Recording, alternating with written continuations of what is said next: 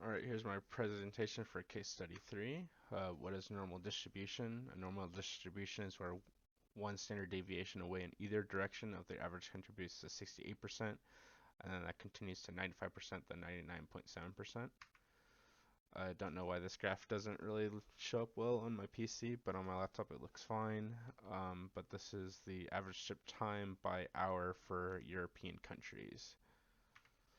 And then this is the hour times rand by gender, of blue being female, orange being male, and there's the times and how many people have ran that time.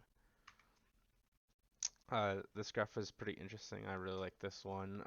It categorizes the different age groups and shows how many finishers there were per year.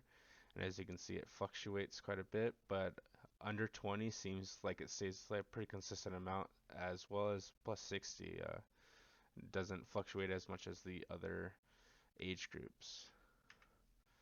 And this one shows average time per hour throughout the years, male versus female, and then there's an indicator of the highest it's been and the lowest it's been. Curiously enough, the average time in 1999 was the same as the average time for men in 1995. I think that's interesting. It might be something wrong with the data. I'm not 100% sure, but as you can see, as the years go on, the difference between the two stays pretty consistent.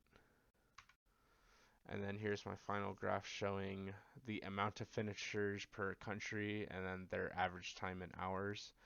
I think this is a pretty interesting graph because you can see some of these amounts of finishers throughout the 20-year span.